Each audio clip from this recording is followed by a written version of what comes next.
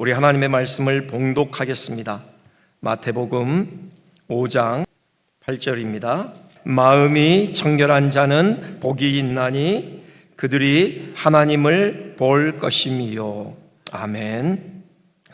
예수님께서 말씀하시는 복 있는 사람, 하나님 나라의 백성들의 특징을 계속 살펴보고 있습니다. 오늘은요, 마음이 청결한 자, 청결한 마음을 소유하고 있는 자다, 그렇게 말씀하셔요. 마음이 청결한 자가 복되다. 왜? 그가 하나님을 볼 것이기 때문이다, 이런 말씀을 하고 계십니다. 자, 마음이 청결한 자는 복이 있나니 그들이 하나님을 볼 것이요. 한번 이 말씀이 어떤 말씀인지 우리의 심령 깊은 곳에 새겨지도록 한번 깊이 있게 들여다보는 그런 시간을 갖겠습니다. 먼저요, 마음이 청결한 자는 할 때 마음이, 우리 이 부분에 주목을 해보겠습니다. 예수님께서요, 마음의 청결에 대해서 말씀하셨어요.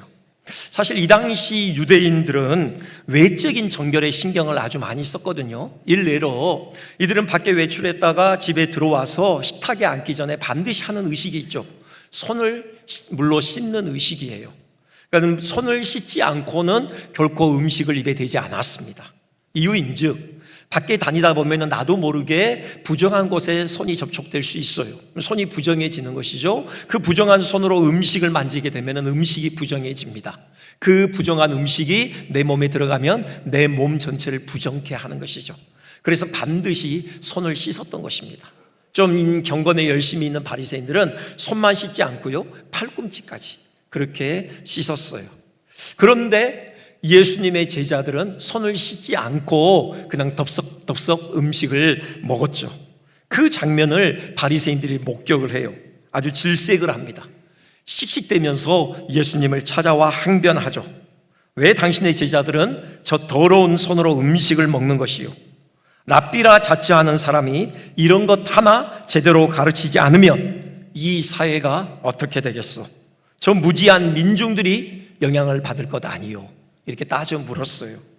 예수님께서요, 물러서지 않으십니다. 아, 그런 일이 있었군요. 나의 불찰이요, 다음부터는 주의시키겠소, 이렇게 하지 않으시고요, 되려 바리새인들을 책망하셔요. 외식하는 자들이라고 하죠. 그들이 입술로는 하나님을 공경하는 듯하나 정작 마음으로는 하나님을 멀리한다, 호되게 책망하셔요. 그러면서요, 사람을 더럽히는 것은 밖에서 입으로 들어가는 음식이 아니다. 진짜 사람을 더럽히는 것은 우리 마음 안에 자리한 온갖 악한 생각이다. 마가복음 7장 15절에서 16절에 분명하게 말씀을 하십니다. 이걸 보더라도요, 예수님께서 마음의 청결을 얼마나 중요시 여기셨는지 우리는 확인할 수 있는 대목이죠. 예수님께서요, 마음의 청결을 강조하시는 이유가 있죠. 먼저는요, 마음이 인격의 좌소이기 때문입니다. 마음이요, 우리의 생각과 우리의 감정과 우리의 의지를 주관하는 기능을 담당해요. 사실요, 거룩의 문제는 마음의 문제예요. 이스라엘 역사를 보면은 우리가 이것을 분명히 확인하게 되는데요, 사실 구약 이스라엘의 역사는 어쨌든 실패한 역사입니다. 어제 온세대 새벽 예배 때 함께 말씀을 봤는데, 이스라엘이 하나님의 택하신 백성으로서 정말 중요한 특권을 얻었어요. 가장 중요한 특권이 뭐냐? 사도 바울이 그들에게 하나님께서 말씀을 맡기셨다고 해요. 하나님의 말씀을 맡았다. 이건 정말 소중한 특권이죠. 하나님의 말씀이 생명의 말씀이잖아요. 그 말씀을 지키면 사는 거예요. 생명을 얻습니다. 그 생명의 말씀을 이스라엘이 손에 쥐게 됐거든요. 그런데 불행하게도 그 생명의 말씀을 손에 쥐고서도 이스라엘은 죽었어요. 망했습니다. 살지 못해요. 하나님께서 아수르와 바벨론을 사용해서 그들을 가나안 땅에서 뽑아 흩어버리시잖아요. 오늘날 이스라엘이라는 그런 국가를 다시 이루어서요, 그 명맥을 유지하고 있기는 하지만 구약 이스라엘 역사는 분명히 실패한 역사예요. 그들이 왜 실패했는가? 그 근본 이유가요, 바로 마음이에요. 마음의 문제인 겁니다. 그들의 마음이 완고했죠. 돌처럼 딱딱하게 굳어 있었어요. 그들의 마음이 망가져 있었던 것입니다. 하나님께서도 이를 아셔요. 그렇게 진단하십니다. 선지자들 보내셔서 끊임없이 촉구하시는 외침이 뭔가? 옷을 찢지 말고 마음을 찢으라는 것이죠. 마음의 할례를 받으라는 것입니다. 그 돌처럼 굳어진 마음을 갈아엎으라. 계속해서 그렇게 말씀을 하셨던 것이죠. 마음, 결국 이것이 거룩을 이끌어내는 가장 중요한 동인이에요. 우리도 마찬가지죠. 우리의 삶을 돌아보면요, 결국 불순종의 문제는 마음의 문제라는 것을 알 수 있어요. 우리 중에요, 이웃을 미워하거나 시기하고 질투해서는 안 된다. 여러분, 이 사실 모르는 분 계십니까? 네 이웃 사랑하기를 네 몸과 같이 하라. 주님의 말씀 여러분 처음 들으시나요? 아니잖아요. 너희 중에 누구든지 크고자 하는 자는 너희를 섬기는 자가 되고, 너희 중에 누구든지 으뜸이 되고자 하는 자는 모든 사람의 종이 되어야 하리라. 마찬가지입니다. 여러분, 이 말씀 익히 들어보셨잖아요. 오직 겸손한 마음으로 각각 자기보다 남을 낮게 여기라. 이 말씀은요, 역시 처음 들으시는 말씀 아니지 않습니까? 알아요. 그럼에도 우리의 삶에 이 말씀이 과연 매일 실제가 되고 있는지 돌아볼 때 우리가 확신 있게, 자신 있게 답변을 못하죠. 잘 안 된다. 그러면 그 이유가 뭘까요? 결국 마음이에요. 마음에 문제가 있는 것입니다. 그래서요, 제가 참 신뢰하는 그 선배 목사님이 늘 하시던 말씀이, 교회의 문제는 옳고 그름의 문제가 아니라 성숙의 문제다. 늘 이 말씀 많이 하셨거든요. 참 멋진 말이긴 하다. 그 이해가 잘 안 됐지만 점점 이제 그 말이 이해가 돼요. 옳고 그름을 따져서 문제가 해결되지 않아요. 우리 중에 옳고 그름 모르는 분이 어디 있습니까? 뭐가 옳고 뭐가 그런지 이거 잘 알아요. 여러분, 옳은 것을 모르고 그런 것을 몰라서 문제가 발생하거나 그 문제가 해결되지 않는 게 아닙니다. 마음 때문에 그래요. 여러분, 성숙하다라는 것은 마음이 주님을 더 닮아 있더라는 거죠. 주님을 더 닮아 있는 마음, 더 넓은 마음의 소유자가 결국 문제를 해결하는 거예요. 성숙한 자가 미성숙한 자를 품을 때 그 문제가 해결되는 것이에요. 마음의 문제예요. 마음이 청결할 때 비로소 청결한 삶이 가능한 것입니다. 예수님이 그 말씀하시는 거예요. 그래서 마음이 청결해야 된다. 그리스도인은 마음이 청결한 자다. 그렇게 말씀하시는 거죠. 그리고 또 예수님께서 마음의 청결을 강조하신 이유가 있죠. 하나님을 보는 것의 특성 때문에 그래요. 여러분, 하나님을 본다고 했는데 그건 우리 육안으로 보는 게 아니에요. 우리가 이 땅에 인간의 몸을 입고 있는 한 우리의 육안으로 하나님을 배울 수 있는 분은 아무도 없어요. 여러분, 디모데전서 6장 16절 보면은 가까이 가지 못할 빛에 하나님이 거하신대요. 그래서 어떤 사람도 하나님을 보지 못하였고 볼 수가 없다라고 해요. 여러분, 하나님은 영이시죠. 그와 더불어서 측량할 수 없는 밝은 빛 가운데 둘러싸여 계셔요. 우리의 육안으로 그 빛을 투과할 수 없다고요. 여러분, 우리가 육안으로 태양의 그 밝은 빛을 마주하면 우리 눈이 멀어버릴 거예요. 그것처럼 오히려 더 태양보다 밝은 그 찬란한 빛 가운데 계신 하나님의 영광을 우리가 우리의 육안으로는 마주할 수 없는 것이죠. 그러면은 하나님을 본다는 건 뭘까? 결국 마음의 눈으로 본다는 말씀이죠. 마음의 눈으로 보는 거예요. 그렇기에 마음이 청결해야 해요. 마음이 청결한 자만 하나님을 마음으로 볼 수 있는 것입니다. 여러분, 우리가 세상을 밝히 보기 위해서는 우리 눈이 깨끗해야 돼요. 눈의 이물질을 걷어내야 됩니다. 그럴 때 우리 눈에 세상이 밝게 들어오는 것이죠. 마찬가지로 하나님을 보기 위해서는 우리의 마음이 깨끗해야 돼요. 우리의 마음에 이물질이 끼어 있으면 하나님이 보이지가 않아요. 우리의 마음이 이물질이 제거될 때, 청결할 때, 그때 우리의 마음의 눈에 하나님이 들어오시게 되는 것이죠. 우리 마음이 청결했으면 좋겠습니다. 자, 그러면은 이제 물어야죠. 마음이 청결하다, 그게 구체적으로 뭘 의미하는 것이냐? 여기 청결에는요, 그 원어상으로 한 두 가지 의미를 우리가 생각할 수 있어요. 하나는요, 죄로부터 깨끗하게 되는 것입니다. 청결한 마음이란 죄와 더러움을 씻어내 깨끗게 된 마음을 가리켜요. 앞서 말씀드렸듯이요, 우리는 다 마음의 문제를 가지고 있어요. 타락으로 말미암아서 모든 사람의 마음이 다 부패했거든요. 에레미야 17장 9절, 만물보다 거짓되고 심히 부패한 것이 마음이라고 해요. 여러분, 죄로 더러워졌고 부패하게 됐어요. 누구도 예외가 없어요. 우리는 다 그런 마음을 가지고 태어납니다. 청결하다, 마음이 청결하다, 그건요 이 부패한 마음에서 부패를 걷어내는 것이죠. 덕지덕지 우리 마음을 둘러싸고 있는 죄를 씻어내는 것이에요. 무엇으로 이게 가능합니까? 참선, 수련, 도를 닦으면 좀 마음이 깨끗해지는 것입니까? 요즘에는 그런 사람들이 별로 보이지 않는데요, 제가 이제 대학생 때 저 그런 사람들 길에서 참 많이 만났는데 주로 지하철역 주변에 이렇게 꼭 가면은 꼭 붙잡아요. 그러면서 도를 아십니까? 이렇게 이제 접근을 하고 또 귀가 솔깃한 말을 하는데 선생님을 보니 맑은 기운이 막 흐릅니다. 이제 이렇게 얘기하면서 이제 대화를 유도해요. 제가 그런 분들을 여러 번 이렇게 마주하면서 궁금증이 생기더라고요. 다 젊은 사람들이거든요. 도대체 이분들이 예수님을 만난 것도 아닌데 왜 이렇게 열심을 가지고 뭔가를 전하려고 할까? 저 사람들이 전하려고 하는 도는 도대체 뭘까? 궁금해지더라고요. 그래서 한 번은 그 사람을 따라갔습니다. 그 사람이 거주하고 있는 함께 모여있는 아지트로 갔어요. 광주, 전라도 광주에 가면요, 지금도 그런 곳이 있는지 모르겠는데 충장로에는 유흥업소들이 몰려 있어요. 그곳에 아지트가 있더라고요. 근데 그분이 하는 말이 이런 탁한 기운이 모여있는 곳, 오히려 그런 곳에서 도를 닦을 때, 수련을 할 때 훨씬 더 강력한 훈련이 된다. 그러면서 그곳에서 아지트를 딱 해놓고 젊은 사람들이 모여서 도를 닦고 있더라고요. 한참을 얘기했는데 별거 없더라고요. 근데 어쨌든 여러분, 그렇게 도를 닦으면, 그렇게 수련을 하면은 부패한 마음이 깨끗해집니까? 덕지덕지 붙어있는 죄가 떨어져 나가냐고요? 아니에요. 죄 씻음은요 오직 예수 그리스도의 보혈로만 가능합니다. 오직 예수님께서 십자가에 흘리신 피만이 우리 마음을 죄로부터 정결케 하는 것이죠. 그리스도의 보혈이야말로 우리 마음의 더러움과 죄를 씻어내는 가장 강력한 정화제예요. 스가랴 선지자 이와 관련해서 이렇게 예언합니다.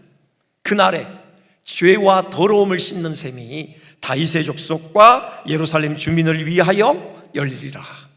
여러분, 이 셈이요, 로마 군인이 창으로 예수님의 옆구리를 찌르던 순간에 터졌죠. 보혈의 셈이 열렸습니다. 누구든지 이 보혈의 셈에 뛰어들기만 하면 모든 죄로부터 깨끗게 되는 것이에요. 어떤 추악한 죄라 하더라도 다 씻겨 나가는 것입니다. 하나님께서요 모든 것을 다 꿰뚫어 보셔요. 하나님 앞에서는요 어느 것도 숨길 수가 없죠. 그분의 예리한 눈앞에 다 드러나게 되어 있어요. 그런데 하나님께서 보실 수 없는 것 하나가 있습니다. 바로 예수님의 보혈 아래에 있는 우리의 죄예요. 예수님의 그 보혈의 셈에서 우리의 모든 죄가 다 씻겨졌거든요. 주 보혈 아래에 있을 때 우리는 더 이상 정죄함이 없습니다. 사단이 쏘아대는 그 정죄의 화살에도 우리는 결코 쓰러지지 않아요. 주 보혈 아래에서 우리는 당당하게 의롭게 설 수 있는 것입니다. 그리고 우리는 또 항상 성령으로 충만케 되어야 해요. 사실 이 땅에 있는 동안 우리의 마음에는 여전히 부패의 경향성은 남아있어요. 우리 안에요 늘상 정욕이 꿈틀대는 것입니다. 그 정욕의 불을 어떻게 꺼뜨리냐고요? 오직 성령의 불로만 가능해요. 여러분, 컵에 있는 그 공기를 여러분 덜어내기 위해서는 유일한 방법은 물을 부어 컵을 채우는 것이에요. 마찬가지로 우리 안에 도사리고 있는 정욕을 떨쳐내는 것은 성령으로 충만케 될 때예요. 여러분, 성령께서 우리 안에서 강력하게 역사하실 때 그 불로 정욕을 태워버리는 거예요. 정욕이 소멸되는 것입니다. 그것만이 우리가 마음을 청결하게 할 수 있는 비결인 것이죠. 그러기 위해서 늘 말씀드리지만 말씀과 기도에 힘써야 해요. 성령 충만은요 말씀 충만이에요. 기도 충만입니다. 여러분, 수학을 공부하는데 왕도가 없다고 하죠. 지름길이 없어요. 그것처럼 성령으로 충만하게 되는데 다른 지름길이 없습니다. 여러분, 끊임없이 말씀 가까이 해야 하고요 기도로 우리 자신을 쳐서 복종시켜야 하는 것이죠. 그럴 때 우리는 마음이 깨끗하게 될 것이고 더 밝은 마음의 눈으로 하나님을 보게 될 것입니다. 그리고요 청결에 또 다른 의미가 있는데 나누어짐이 없는 순이란 마음을 의미해요. 덴마크 철학자 키에르케고르가요 이 청결한 마음을 이렇게 정의했습니다. 우리의 의지가 한 대상만을 향해서 드려진 마음이다. 오직 한 대상을 향해 드려진 마음, 한 대상에 오롯이 집중하는 마음, 그것이 바로 청결한 마음이라는 것이죠.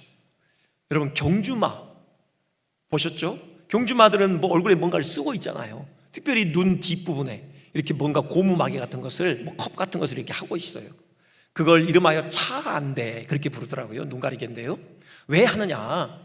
말은 우리처럼 눈이 앞에 있지 않고 옆에 붙어 있잖아요. 말의 그 시선을 이렇게 시선이 잡아내는 각도가요 350도래요. 이 좌우 옆만 보는 게 아니라 뒤에까지 살피는 거예요. 근데 또 말이 겁이 많다고 합니다. 그래서 이렇게 옆으로 다가오는 말 내지는 뒤에서 쫓아오는 말을 그가 보게 되면은 그냥 겁에 질리는 거죠. 제대로 달리지를 못해요. 그래서 말의 시선을 가리는 겁니다. 오직 전방만 주시하게 해요. 오직 전방만 주시하며 질주하는 것이죠. 바로 이게 마음의 청결한 상태예요. 오직 한 곳만 바라보는 것입니다. 한 대상만 집중하여 바라보는 것, 이것이 바로 청결한 마음이에요. 예수님께서요 그 베다니 나사로 집에 가끔 가셨죠. 한 번은 마르다가 예수님을 초대했어요. 잔치를 벌이죠. 그 주방에 마르다 혼자 잔치상 차리기 위해서 정말 동분서주합니다. 한참 일하다 보니까 정작 있어야 될 마리아가 보이질 않아요. 그래서 이제 놔두고 찾으러 다녀요. 그랬더니 예수님 발치 앞에 그냥 한가로이 앉아서 예수님의 말씀을 듣고 있잖아요. 그럼 마르다가 화가 치밀어요. 씩씩대면서 예수님께 하소연을 하죠. 제발 마리아 좀 와서 좀 나 좀 도와주게 해달라. 간접적으로 마리아를 비난하는 거죠. 그때 예수님께서 마리아에게 건네신 말씀이 있어요. 누가복음 10장 41절부터요. 마르다야, 네가 많은 일로 염려하고 근심하나 몇 가지만 하든지 혹은 한 가지만이라도 족하니라. 한 가지만이라도 족하니라. 이게 바로 마음의 청결한 상태예요. 마음이 막 여러 가지가 뒤섞여서 분주하고 번잡하지 않고요, 산만하지 않고요, 오직 한 가지가 그 마음을 가득 채우고 있는 상태, 이게 바로 청결한 마음의 상태라는 것이죠. 물론 그 대상은 누구여야 합니까? 하나님이어야 하죠. 예수 그리스도여야 합니다. 하나님께 고정되어 있는 마음이야말로 청결한 마음이라고 할 수 있어요. 사실요, 우리 마음이요 어느 하나에 고정되어 있는 경우가 많아요. 어떤 사람은요 그 마음이 돈에 고정되어 있죠. 늘 자나깨나 돈 생각뿐이에요.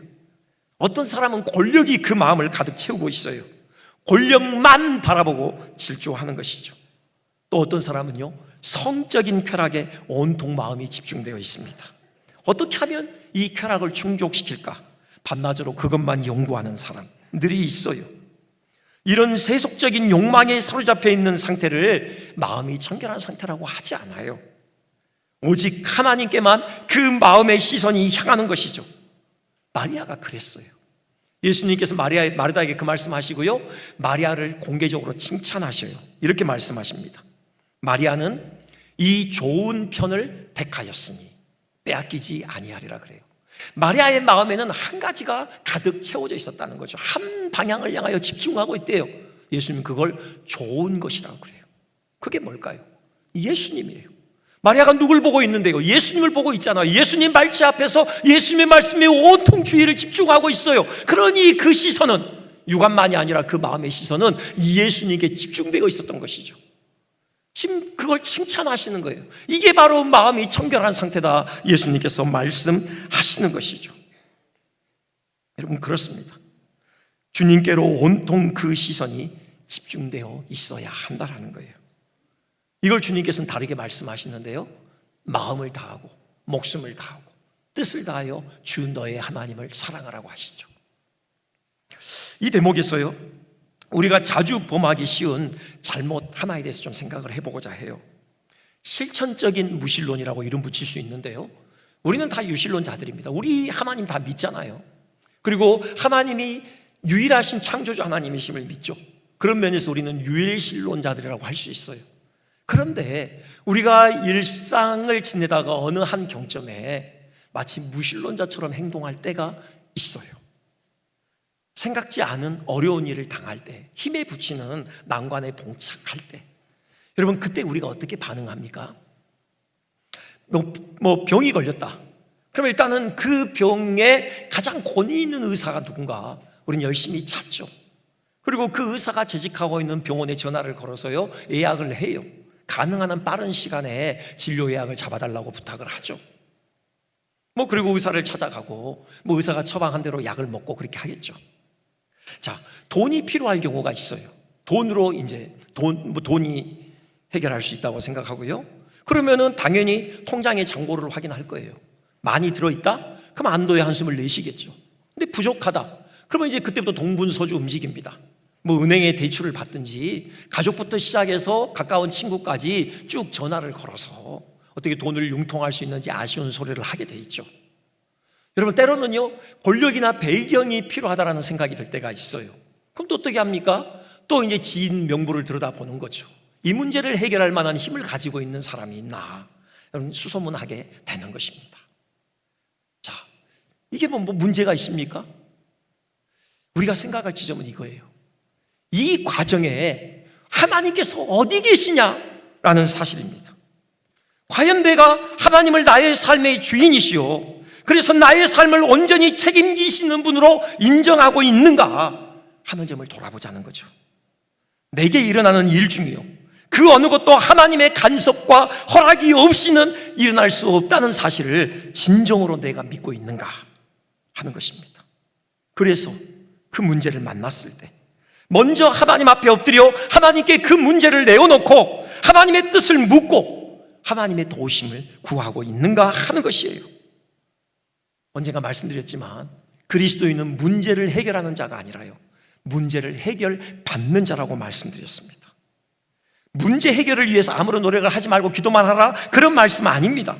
당연히 우리가 할 수 있고 또 해야 되는 일은 해야 되겠죠. 이런저런 방편들을 사용할 수 있습니다. 하지만 무엇보다 우선적으로 하나님을 의지해야 하는 것입니다. 하나님을 오롯이 의지하는 가운데 병원 가서 의사 만나고 의사의 처방을 따르는 것이고요, 하나님을 의지하는 가운데 가족이나 친구에게 도움도 요청하는 것이에요. 하나님께서 그런 방편들을 사용하셔서 그 문제를 해결하시기도 하시고요, 때로는 그런 방편 없이 하나님께서 단독으로 문제를 만지시는 경우도 있는 것입니다.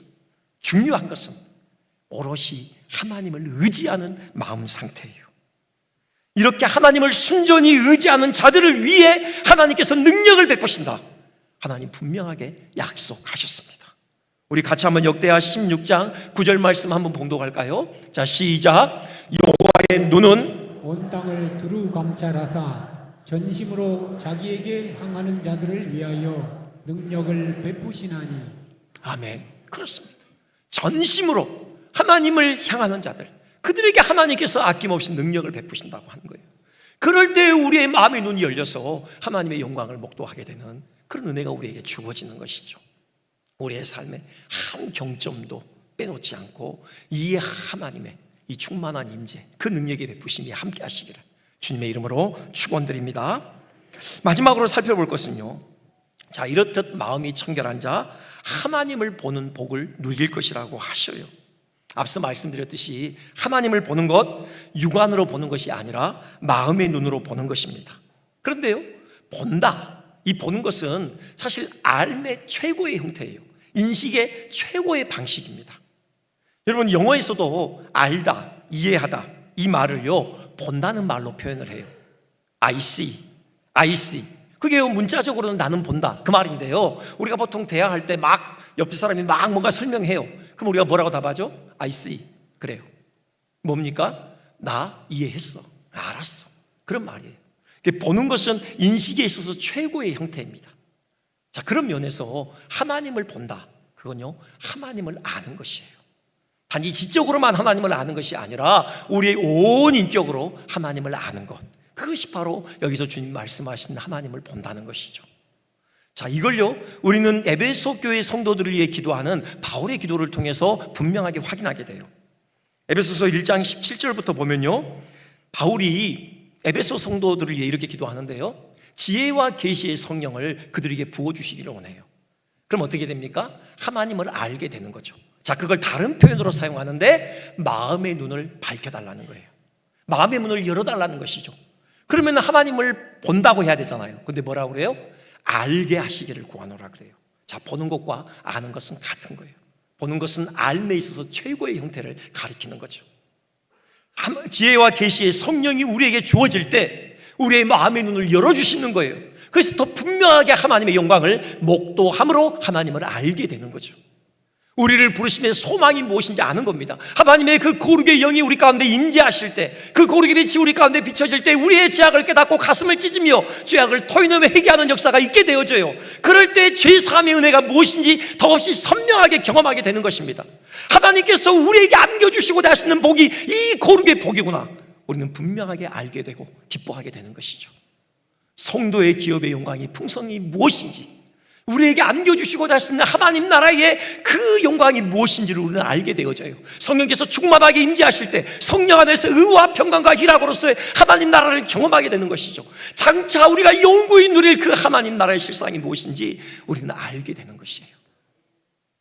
그 일을 위해서 하나님께서 우리에게 베푸신 능력의 지극히 크심이 어떠한지, 여러분, 그리스도의 그 죽음에서 부활하신 그 부활의 능력을 우리는 이 땅에서 경험하게 되는 것입니다. 이게 하나님을 보는 것이에요. 이게 하나님을 온 인격으로 알아가는 것입니다. 이게요, 우리 인생에서 가장 행복을 가져다 주는 통인이에요. 하나님을 보는 자가 가장 행복한 자입니다. 이를요, 함축적으로 담아낸 한 편의 설교가 있어요. 여러분, 제 말보다도 그분의 그 설교의 한 대목을 보여드릴게요. 제가 읽어드리겠습니다. 5. 그리스도를 묵상하는 것에는 모든 상처를 치유하는 치유제가 있습니다. 하나님 아버지에 대한 명상에는 모든 슬픔을 근절시켜 주는 것이 있습니다. 성령님의 감화력 안에는 모든 아픈 곳을 잊게 해주는 진통제가 있습니다. 여러분의 슬픔을 잊고자 하십니까? 여러분의 염려들을 잊고 싶으십니까? 그렇다면 하나님의 그 신성의 깊고 깊은 바다에 잠겨 보십시오. 하나님의 광대함에 몰두해 보십시오. 그러면 여러분은 안식처에서 나오는 것처럼 기운을 차리고 생기가 돌아서 나오게 될 것입니다. 저는 신성이라는 주제에 대해 열심히 묵상하는 것보다 더 영혼의 위로를 주는 것을 알지 못합니다. 슬픔과 비탄에 굽이치는 파도를 그처럼 진정시키며 시련의 바람들을 평온하게 해주는 것을 알지 못합니다. 이게 누구의 설교냐면요, 1885년 1월 7일 설교의 황태자라고 불리는 찰스 스펄전이요, 그가 목회하던 영국의 뉴파크 교회에서 했던 설교의 한 대목이에요. 그때로부터 140년이 지났죠. 하지만 과학기술이 훨씬 더 발달한 이 문명 시대라고 하더라도 오늘의 여전히 저 설교는 우리에게 유효하게 들리는 것입니다. 우리의 마음 눈이 열렸어요. 하나님의 영광을 배울 때 우리를 괴롭히는 모든 상처는 치유되는 것이에요. 하나님의 광대하심에 몰두할 때 우리는 모든 슬픔을 잊게 되고요, 모든 생의 염려로부터 자유케 되는 것이죠. 요동치는 세상에서도 우리는 마음의 평안을 잃지 않을 수 있습니다. 왜요? 그 어떤 문제보다도 비교할 수 없이 크신 하나님의 능력의 손이 나를 붙들고 계심을 확인하게 되기 때문이죠. 그리고요, 역시 하나님의 영광에 주목할 때 우리 영혼의 생기가 돋고 세상을 넉넉히 헤쳐나갈 힘을 얻게 되는 것이에요. 세상보다 크신 하나님의 영광을 배우는 자는 세상의 헛된 영광에 마음을 빼앗기지 않는 것이죠. 하나의 거대한 탕류가 이 세상을 뒤덮고 흘러가고 있어요. 그 탕류에 휩쓸려 세월을 허송하지 않을 수 있는 사람은 오직 하나님의 영광에 접촉한 사람들 뿐입니다. 하나님의 영광을 체험하면 세상이 추구하는 것들이 얼마나 볼품없는 것들인가를 깨닫게 되는 것이에요. 아무리 얘기해줘도 소용없어요. 세상이 아무것도 아닙니다. 아무리 얘기해도요, 소용없어요. 직접 하나님의 영광을 경험해 봐야 해요. 그 하나님의 영광의 빛에 접촉할 때 그 영광의 빛에 비하면 정말 세상의 것들이 아무것도 아니구나 알게 되는 것이죠. 그래서 세상 추구하지 않고 오롯이 하나님의 영광을 추구하는 복된 삶을 살아가게 되어 있는 것입니다. 말씀을 정리하겠습니다. 마음이 청결한 자는 복되다고 하셔요. 우리가 그 예수 그리스도의 피로 말미암아 부패와 죄로부터 깨끗게 된 마음의 소유자들이에요. 우리 안에 성령께서 오셔서 늘상 그 성령의 충만함으로 우리 마음에 꼽둔되는 정욕을 소멸시키는 그런 깨끗한 자들이죠. 나아가서요, 우리는 하나님이 우리의 삶의 주인이심을 알아요. 그 하나님께 오롯이 우리의 시선을 고정하고 그 하나님을 오롯이 의지하는 그런 순이란 마음을 가진 자들입니다. 우리가 복된 자들이에요. 왜요? 하나님을 배울 것이기 때문에요. 그 하나님의 영광의 빛으로 둘러싸여 우리의 삶을 승리의 삶으로 이어갈 것이기 때문에요. 그리고 우리를 통해서 많은 세상 사람들이 하나님의 영광을 목도하는 은혜의 통로로 살아가게 될 것이기 때문에요. 그런 복된 삶을 살아가시기를 주님의 이름으로 축원드립니다. 하나님, 예수 그리스도의 십자가 앞에 나아갑니다. 우리를 위해 터뜨려 주신 그 보혈의 삶에 우리 영혼을 내어드립니다. 하나님, 우리의 모든 죄를 그 보혈로 완전히 씻어내시며 다시금 제사함의 은혜와 감격이 우리 안에 새롭게 일어나게 하여 주시옵소서. 그 죄사함의 그 구원의 감격이 우리를 존율케 하게 하여 주시옵소서. 하나님, 오로지 하나님만을 바라보게 하시며 하나님만을 의지하게 하시고 늘 하나님을 향해 우리의 마음이 오롯이 집중되게 하여 주시옵소서. 우리 영의 눈이 열려 하나님의 영광을 밝히 보게 도와주시고 그 영광에 접촉한 자들답게 우리의 삶이 승리로 이어지게 하여 주시옵소서. 세상에 우리의 인격의 행보를 통하여 하나님의 영광의 빛을 밝게 비추는 통로들 되게 하여 주시옵소서. 마음이 청결함으로 하나님을 보는 복 있는 자들 되게 하여 주시옵소서. 이제는 우리 주 예수 그리스도의 은혜와 하나님의 사랑과 성령님의 위로 교통하심이 마음이 청결한 자들로서 하나님의 영광을 배우는 복을 누리며 또 누리기로 결단하는 주의 거룩한 백성들 머리 위에, 그들의 삶의 여정 위에, 주의 몸된 교회 위에 이제로부터 영원토록 함께 계실지어다. 아멘.